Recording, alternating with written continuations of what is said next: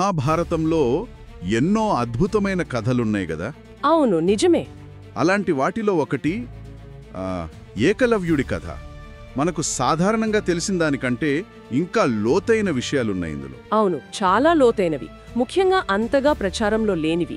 ఈరోజు మనం అందించిన యూట్యూబ్ వీడియో ట్రాన్స్క్రిప్ట్ ఆధారంగా వాటిని కొంచెం వివరంగా చూద్దాం. ఏమంటారు? తప్పకుండా. ఏకలవ్యుడి నేపథ్యం అదొక ఆసక్తికరమైన అంశం. అతను నిషాద యువరాజు. వాళ్ల నాన్న పేరు హిరణ్యధనుస్. అవును. తర్వాత జరాసంధుడి సైన్యంలో అంటే ఒక ముఖ్యమైన సేనాధిపతి అయ్యాడు. అతని కథ కేవలం గురుభక్తి గురించే కాదు, అంకితభావం, ప్రతిభ, ఆనాటి సామాజిక పరిస్థితులు, ఆ అడ్డంకులు, చివరికి విధి అన్నీ ఉన్నాయి. విలువిద్య నేర్చుకోవాలని ఆ తపనతో ద్రోణాచార్యుడి దగ్గరికి వెళ్లడం, ఆయన కాదనడం ఇదంతా మనకు తెలుసు. కానీ ఆ తర్వాత అతని చూపిన పట్టుదల, అది నిజంగా అంటే అసాధారణం. ద్రోణుడు మట్టి విగ్రహం, దాన్నే గురువుగా పెట్టుకుని స్వయంగా నేర్చుకోవడం నమ్మశక్యంగా లేదు గదా. నిజమే. ఆ అంకిత భావమే అతని బలం. అయితే ద్రోణుడు ఎందుకు తిరస్కరించాడు అనే దాని వెనుక కొన్ని కారణాలున్నాయి. అవి కొంచెం సంక్లిష్టమైనవి. అంటే? ఒకటి, తాను రాజకుమారులకు మాట ఇచ్చాను అని చెప్పడం, ముఖ్యంగా అర్జునుడిని అత్యుత్తమ విలుకాడుగా చేస్తానని. ఆ మాట కోసం. అవును, బహుశా అప్పటి సామాజిక కట్టుబాట్లు కూడా కారణం కావచ్చు. అంటే ఏకలవ్యుడు క్షత్రియుడు కాదు కదా. అది నిజమే, కులభేదము ఉండొచ్చు. ఏది ఏమైనా ఏకలవ్యుడి ఏకాగ్రత, పట్టుదల అవి మాత్రం అసామాన్యం. తర్వాత జరిగిన సంఘటన ఇంకా నాటకీయమైనది కదా. ఆ కుక్క మొరిగినప్పుడు. అవును, అడవిలో అతను సాధన చేస్తుంటే కుక్క మొరిగితే దానికి ఏ హాని చేయకుండా, శబ్దం రాకుండా బాణాలతో నోరు మూయించడం ఊహించడానికే ఆశ్చర్యంగా ఉంది. ఆ నైపుణ్యం చూసి ద్రోణుడు అంటే ఆశ్చర్యపోయాడు. బహుశా కొంచెం కలవరపడి ఉండొచ్చు కూడా. ఎందుకు? తన శిష్యుడిని మించినవాడు ఉన్నాడనా? అవును, తన ప్రియ శిష్యుడు అర్జునుడి కంటే గొప్ప విలుకాడు మరొకడు ఉన్నాడని ఆయనకు అర్థమైపోయింది.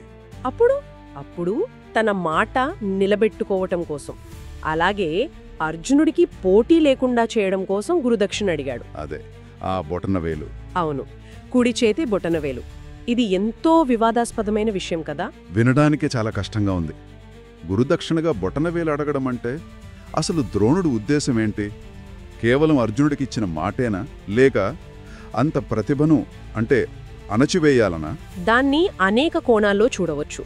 కొందరు అది గురుధర్మం అంటారు, ఇచ్చిన మాట నిలబెట్టుకున్నాడు అంటారు. మరికొందరు అది స్పష్టమైన అన్యాయం అంటారు, ప్రతిభను తొక్కేయడమే అంటారు. ఏకలవ్యుడు ఏమాత్రం ఆలోచించకుండా ఇచ్చేశాడు. అది గురుభక్తికి నిదర్శనమా, అమాయకత్వమా? గురుభక్తికి పరాకాష్ఠ అనే చెప్పాలి. కాని అతను అక్కడితో ఆగిపోలేదు. అవును, బొటనవేలు లేకపోయినా చూపుడు మధ్యవేళ్లతో విలువిద్యను కొనసాగించాడు. అది అతనిలోని పోరాట యోధుణ్ణి చూపిస్తుంది. మరి బొటనవేలు కోల్పోయిన తరువాత అతని జీవితం ఎలా సాగింది? మళ్ళీ యోధుడిగా రాణించాడా? జరాసంధుడున్నాడు కదా, శ్రీకృష్ణుడికి శత్రువు. అవును, ఆ జరాసంధుడికి నమ్మకమైన సేనాధిపతి అయ్యాడు. ఇది అతని జీవితంలో మరో మలుపు. అయితే చివరికి శ్రీకృష్ణుడి చేతిలోనే మరణించాడు. కృష్ణుడు ఏకలవ్యుడిని ఎందుకు చంపాల్సొచ్చింది? అతను అంత గొప్ప వీరుడు కదా. కారణం, అతను అధర్మ పక్షాన అంటే పాండవులకు వ్యతిరేక పక్షాన చేరాడు జరాసంధుడితో. అతని అసాధారణ విల్లు విద్య, అది భవిష్యత్తులో అంటే మహాభారత యుద్ధంలో పాండవులకు పెద్ద ప్రమాదంగా మారుతుందని బహుశా కృష్ణుడు భావించుంటాడు. అంటే రాజకీయపరమైన కారణమా? ఒక రకంగా చెప్పాలంటే అంతే. కృష్ణుడి చర్యను కేవలం శత్రు సంహారం అని చూడలేమేమో. అది ధర్మస్థాపనలో ఒక భాగం కావచ్చు. పెద్ద చిత్రంలో ఒక వ్యక్తి ప్రతిభ ఎంత గొప్పదైనా కొన్నిసార్లు ఎలా అణిచివేయబడుతుందో చూపించే సంకేతం కూడా కావచ్చు. అంటే ఏకలవ్యుడి కథలో అసాధారణ ప్రతిభ, అంకితభావం, గురుభక్తి, త్యాగం ఇవన్నీ ఉన్నా చివరికి విధి చేతిలో ఓడిపోవడం కూడా ఉందన్నమాట. ఖచ్చితంగా. అతని కథ మనల్ని ఎన్నో ప్రశ్నల వైపు నడిపిస్తోంది. ప్రతిభకు సరైన అవకాశం రాకపోవడం, వ్యవస్థలో ఉండే అడ్డంకులు, పెద్దవాళ్ళిచ్చిన మాటలు, వాళ్ల నిర్ణయాలు, ఇవన్నీ ఒక వ్యక్తి జీవితాన్ని ఎలా మారుస్తాయో చూపిస్తోంది. అతని నైపుణ్యం అతని స్వయం కృషి ఫలితం. అవును, కాని అతని విధి మాత్రం బయటి శక్తుల వల్ల, రాజకీయాల వల్ల ప్రభావితమైంది. చివరిగా ఆలోచించాల్సిన విషయమేంటంటారు? బహుశా ఏకలవ్యుడి కథలో నిజమైన విషాదం ఏది అని ఆలోచించాలి.